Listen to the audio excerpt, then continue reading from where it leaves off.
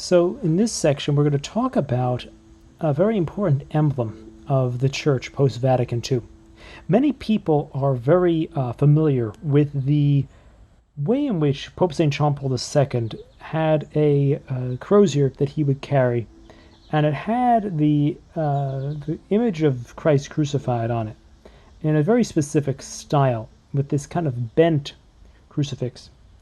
And there are many things we could say about this, but the thing that I really want to focus on here is the image almost of this bent bar of the crucifix being something like a magnet, being something like a horseshoe magnet to draw up the different things of the world, to elevate the things of the world, almost coming closer down to what is in the world to bring it up.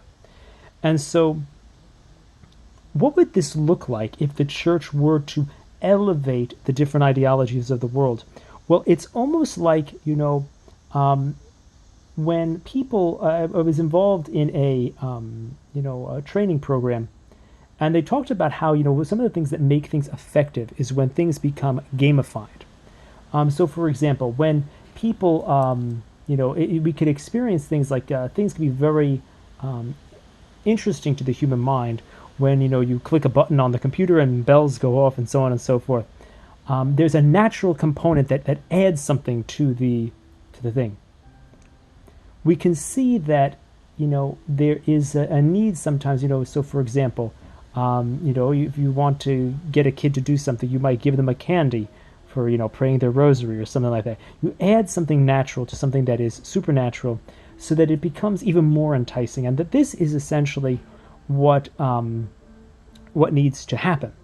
And so we need to kind of have this sense of a kind of fun, adding a kind of fun to our faith, and adding a natural element to boost the effectiveness, essentially making a kind of church on steroids. That's what happens when these things become elevated. There's these natural additions that kind of make it more juicy, that give something else to our spirituality, that give an enhanced natural experience in addition to those elements and supernatural operations.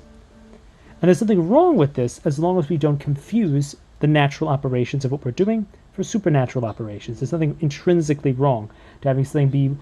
It's not bad to watch a poorly. It's not bad to make a very engaging movie about Jesus that uses modern understandings of cinematography. That's to draw the eye in, or to make the person more engaged. There's nothing wrong with that. I mean, we just understand that that's an emotional effect, not a supernatural effect. And it can be helpful, because if you make a boring movie, nobody's going to watch it. So how can we think about this in a more practical way? Well, gamification is almost what has to happen in a sense to the spiritual life or to our challenges.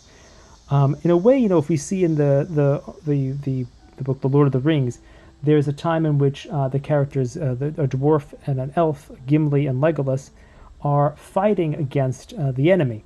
And they make this into a game. They're counting how many evil orcs they can kill each. And they make this into a game. They add this element of fun, this element of lightness, this other natural element into this task. And that's an example of this maybe in literature. Other people, you could see even Chesterton as somebody who kind of takes this kind of being a kind of a role model of joy, bringing this kind of natural enjoyment into his life as he's writing these kind of witty books. People like, if you look online, you'll see a very fun character, Eric the Flute Maker, who very much, has this sense of kind of this funny act that he puts on, and, kind of enjoying life and, trying to praise God and do things, but having this kind of silliness about him. And that's kind of also shows this natural, fun, additional element.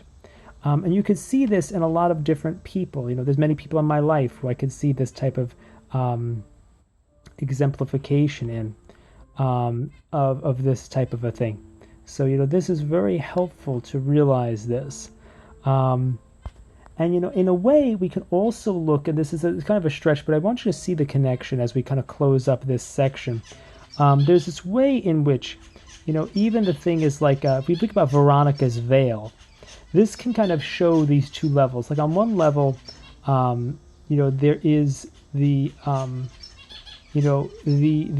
Christ himself, is one kind of image of Christ. And then The veil is another image of Christ. There's an authentic, there's the image, this Christ's face, and then there's the veil, the image on the veil. And essentially, it's like what we're trying to do is we're trying to create, we're not trying to replace Christ's face. We're trying to create new veils, new ways of reflecting Him.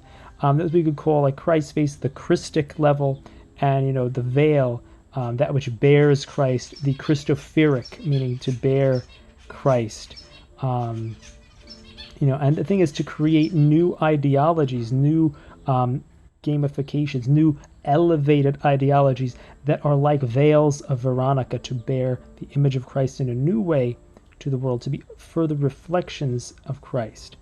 And that's kind of, to use these natural veils to then have the image of Christ on them so that they can, share this with the world. So that's some of these different ideas to think about the redemption of ideologies.